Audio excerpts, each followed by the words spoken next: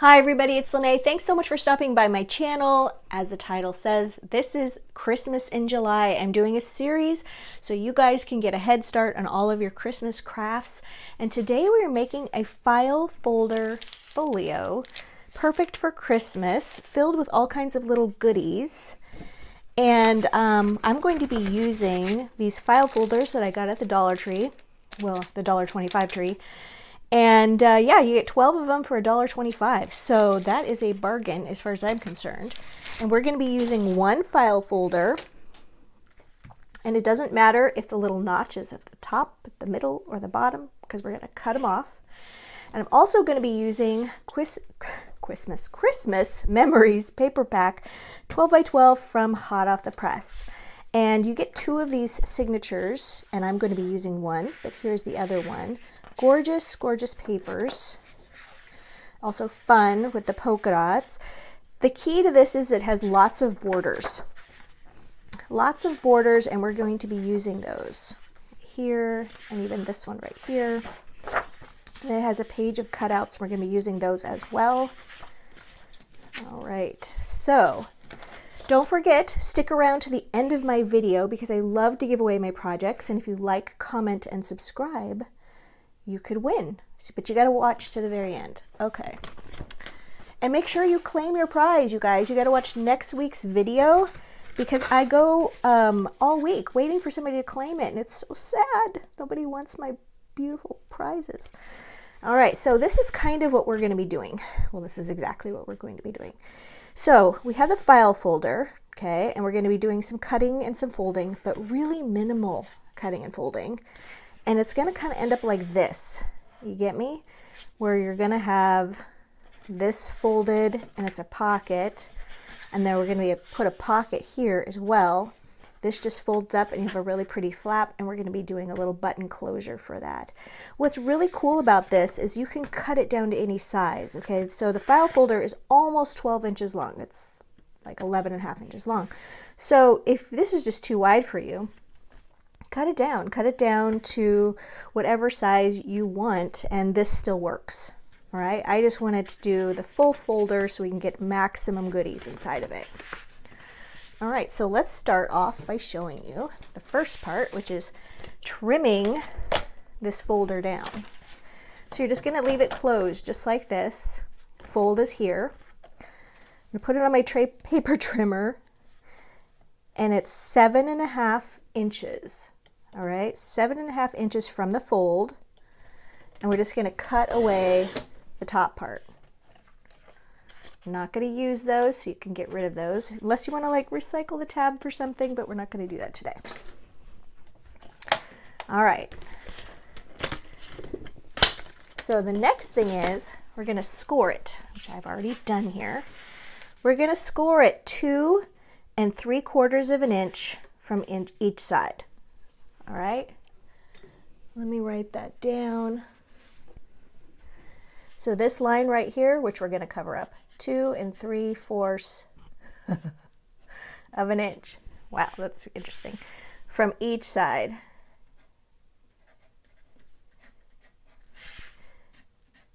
All right, that's where you're going to score from top to bottom. And then we're going to do a little fold right here. I like to use, even though I've scored it, I like to use my bone folder. This is the scored line that's already on the paper folder, so we're going to use that. All right. And then it's going to go like this and like this. All right. But before we do that, we're going to round the corners. I'm going to use my Crocodile corner chomper, but you could use any kind of corner rounder you have. You could use that little handheld one as well. Oops.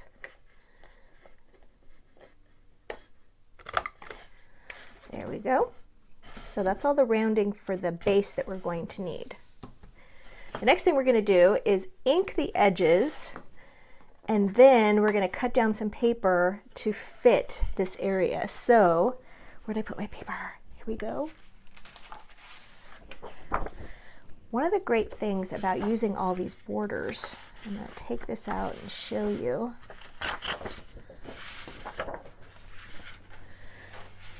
Is we can take this border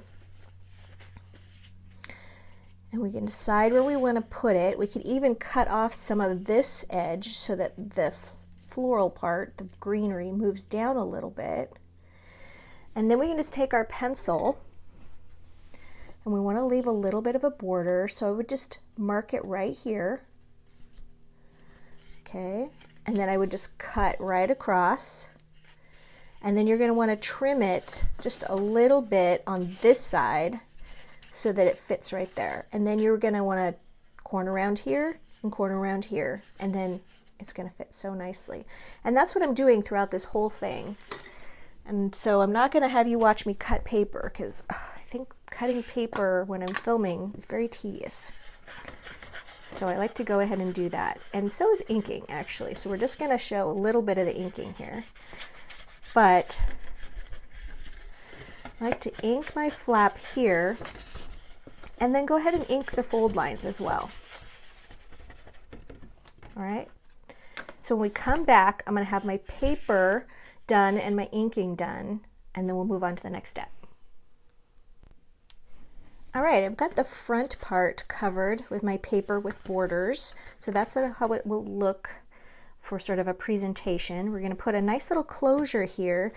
So the rest of it is not covered yet, and I'm going to tell you why. We're going to sew buttons. Got a cute little collection of buttons here, and we're going to do a button here and a button here. So there's going to be some stitching right here and in here. And so we don't want to finish this yet, because when we're all done with the buttons, then we can glue everything over and it'll look nice and neat on the inside. All right. So what I like to do is figure out the size of my buttons. Now you could just do one button like this, and then you could sew it on and then leave your string or whatever, your thread that you're doing attached, and then wrap it around the whole thing and secure it here. So if sewing buttons on is not your thing, you could just do it with one. Here's a tip: choose buttons that have 2 holes. It's just less to sew. These are vintage buttons that I love to collect, and they're just among my favorites. I thought they would look nice with this. We could do one like this, one like this, so they're a little different, which is always fun. Or we could do these 2 wood buttons. They're slightly mismatched, but they have the same sort of coloring about them, which I think looks nice. So I think, I don't know, I can't decide between this and this. Those are fun. Let's just do the wood ones. All right, so the first thing we're going to do is place the buttons where we want them, and then I like to just mark this with a pen so I don't talk myself out of where I want them. Ooh, my pen came apart. There we go. Nope, that didn't work either. Just make sure your buttons are aligned. This one might be too thick for the pen. Let's try pencil. No, it's not going to work either. I know what we'll do. We'll just go ahead and use our little awl. That's an awl. I always like to tell people it's A-W-L and not O-W-L. There we go. And I got my awl on Amazon. I'll link this down below. And it came with the needles, and it came with wax thread, which is really nice to have. It also came with a bone folder. It was just a really nice little kit. It's about $7. I use it quite often. All right, so the next thing we're going to do, the only thing it didn't come with is a little handy piece of cardboard that I like to put right under those little holes. And you're going to take your awl and you're just going to make 2 holes where you marked your buttons. All right, and we've already started on this one, but we're going to make those buttons for real.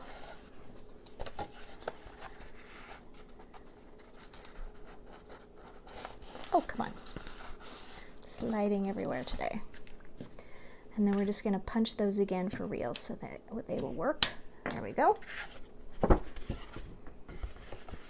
So those buttonholes will be right here, but we're going to cover this back of the pocket with paper so it won't show. This is going to get covered as well. All right. So now we've got one of our little needles. I like to use wax thread because, well, first of all, it was sitting on my desk. And also because I think it's nice and sturdy when wrapping these. We're going to put one here and one here, and then we're going to have sort of a closure, and it's going to wrap around. And wax thread is really sturdy. All right, so the first thing we're going to do is just tie a knot on one end. And I'm going to do a double knot because I want it to be nice and big. I don't want that to slip through my holes. Let's do it one more time. Do a triple one. Okay, so we're going to go ahead and thread that through. Now I'm only going to show you sewing one of these on because that can be tedious too. All right, so now we're going to go back through the other hole.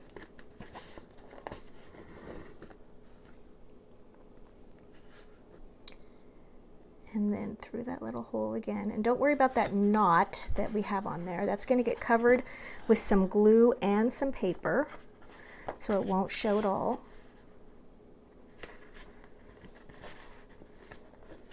There we go. So that looks nice. All right. And then we're going to go ahead and do the same thing for this one so they can be wrapped around. But here's the trick, you guys.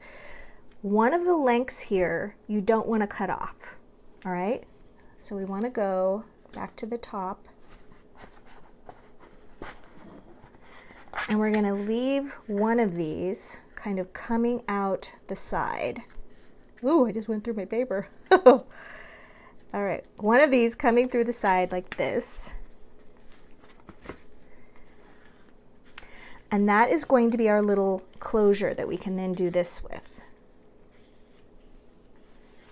Okay, you get me? So it could be on the top, it could be on the bottom where that string is. All right, so I'm going to sew the other button on, then we'll be right back. All right, buttons are on. So closure is ready. We can just go like this, and then we can just trim this a little bit. And then we can just put a little knot in the end of it. It's not going to be frayed, but in case you're using embroidery floss or something like that, it is nice just to have a little knot. And then that can just finish getting attached right there. So there's our cute little closure. All right, so let's deal with the inside. So I have this piece right here cut to go here.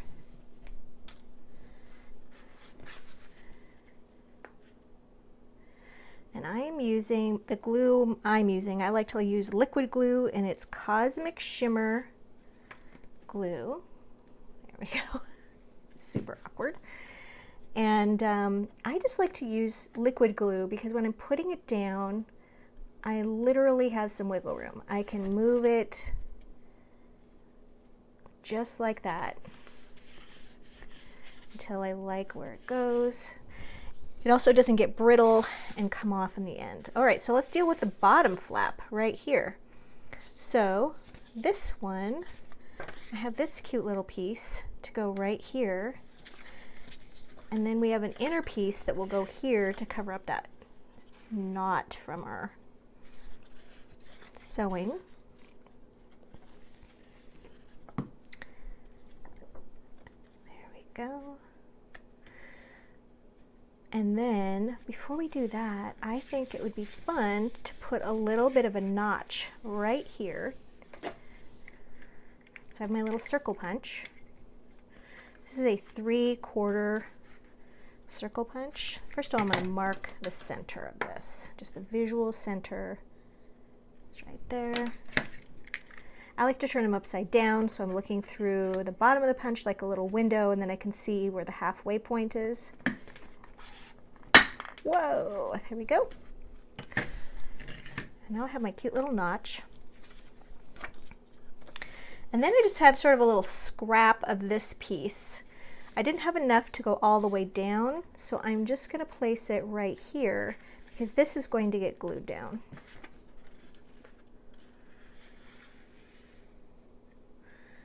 I'm all about using the scraps for sure. Why cut into a nice fresh piece of paper when you can use some scraps to do these little backing pieces? They're not going to show. All right. All right, now at this point, we can go ahead and glue on these two sides to make our little pocket. Here and here.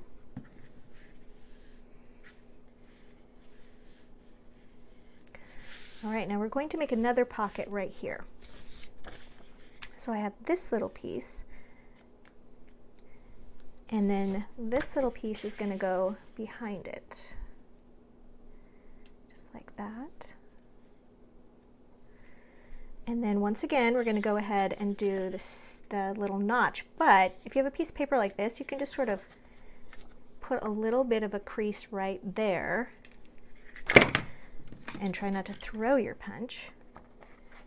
And then you can also just do it like that.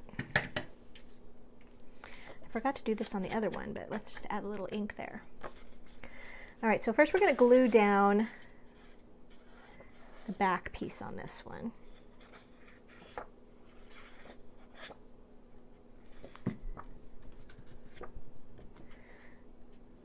Okay. Trying to stay away from the fold so it has a little bit of wiggle room for the folding. And then this piece we're just going to glue on three sides. I like to stay a little bit away from the edge, just giving a little space for the glue to kind of squish. All right, now we got to go all the way down here to this fold.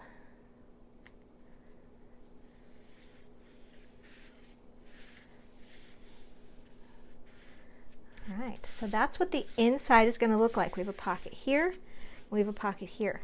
All right.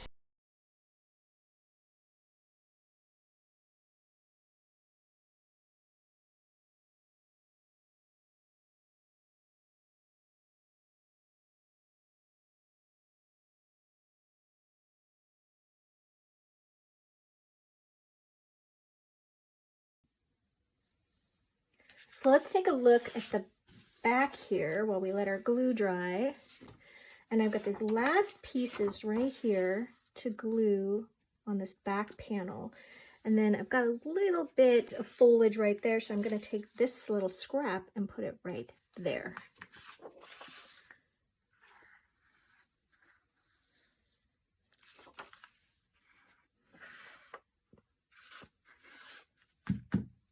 There we go.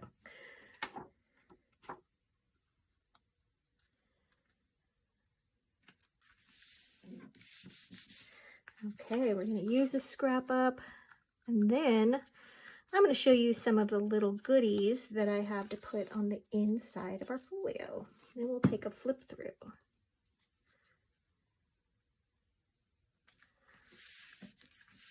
right, there we go. Oops. Now that I see my plaid here, it's not quite even. There we go. Follow the plaid line. All right, so for the inside of the pockets, I made some little tags and little cards. For the tags, I used a cutting die.